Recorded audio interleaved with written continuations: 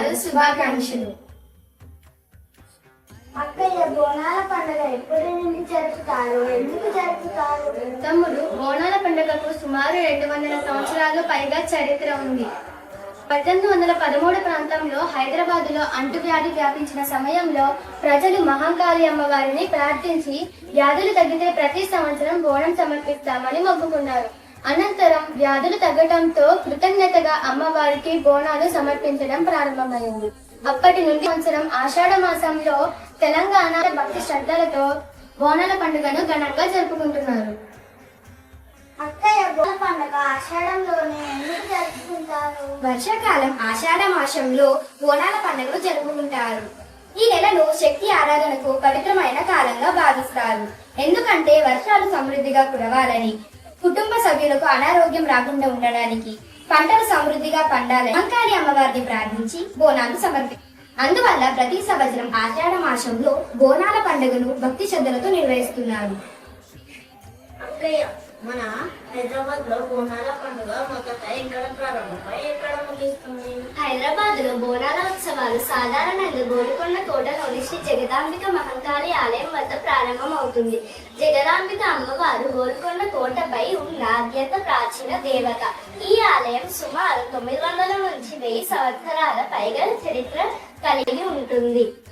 ఆ తర్వాత వరుసగా సికింద్రాబాద్ లో ఉజ్జయిని మహంకాళి ఆలయం, పాత బస్తీలోని లాల్ దర్వాజా మహంకాళి ఆలయం వంటి ప్రధాన ఆలయాలు జరుపుతుంది. చివరగా గోల్కొండలో నిర్వహించే రంగం కార్యక్రమంతో ఘటన నిమజ్జనంతో జరుగుతుంది. అదే బోనం అంటే ఏంటి? బోనంలో సమర్పించే భోజనం యొక్క ప్రత్యేకత ఏమిటి? బోనంలో సమర్పించే నైవేద్యం బెల్లమన్నం, పెరుగన్నం, పులిహార పవిత్రమైన నైవేద్యంగా అమ్మవారికి సమర్పిస్తారు. బెల్లవన్నం శుభం, ఐశ్వర్యానికి ప్రతీకగా పిలుస్తారు. బెల్లంలో ఐరన్ శాతం ఎక్కువ ఉండడం వలన నిరోధక శక్తిని పెంచి రోగాలు రాకుండా ఉపయోగపడుతుంది. పెరుగన్నం శాంతి, ఆరోగ్యానికి ప్రతీకగా పిలుస్తారు. ఇది శరీరాన్ని చల్లగా ఉంచడంలో ఉపయోగపడుతుంది. పులిహోర ఇందులో అన్ని రకాల రుచులు కలిసి ఉంటాయి. అంతేకాకుండా శుభకార్యాలకు పండుగలకు సమర్పించే పవిత్రమైన నైవేద్యంగా భావిస్తారు. అక్కయ్య, మహంకాళి అమ్మవారికి ఏ పేర్లతో భక్తులు పూజిస్తారు? తమ్ముడ, మహంకాళి అమ్మవారిని వివిధ పేర్లతో పూజిస్తారు.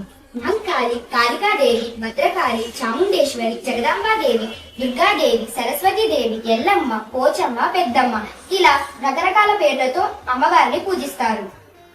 అదే మన బోనాల పండుగలలో పోతరాజులు ఎందుకుంటారు? వారి యొక్క ప్రముఖ పాత్ర ఏమిటి? పోతరాజును బోనాల పండుగలో ధైర్యం, శక్తి, రక్షణగా గుర్తిస్తారు. ఈయనను అమ్మవారి సోదరుడిగా భావిస్తారు. బోనాల ఊరేగింపు ముందు నృత్యం చేస్తూ అమ్మవారి మార్గాన్ని పవిత్రం చేస్తాడని, చెడు శక్తులను దూరం చేసి భక్తులను కాపాడతాడని ప్రజల విశ్వాసం.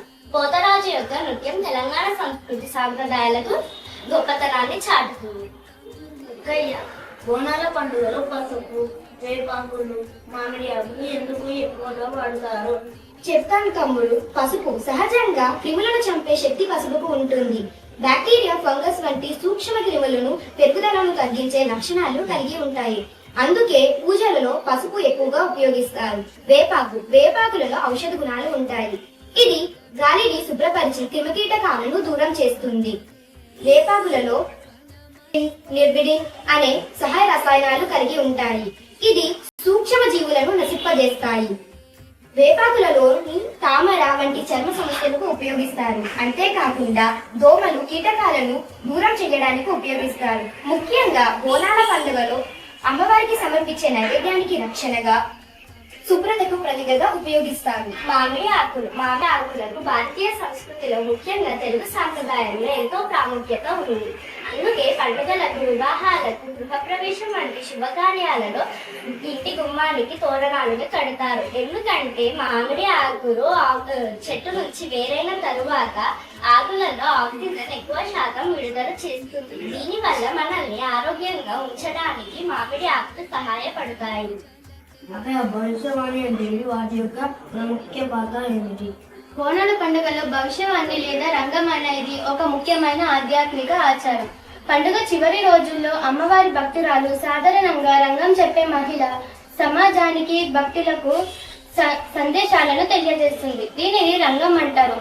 గ్రామం లేదా ప్రాంత ప్రజల క్షేమం, వర్షం, ఆరోగ్యం, పంటలు, శాంతి గురించి దేవి సందేశాలను అందిస్తుందని భక్తులు విశ్వసిస్తారు. ప్రజలలో భక్తి, ధైర్యం, ఐకమత్యం పెంపొందించడంలో ఇది ముఖ్యమైన పాత్ర పోషించింది. సంస్కృతి సాంప్రదాయాలు తరతరాలుగా అందించిన ఆచారంగా నిలిచింది.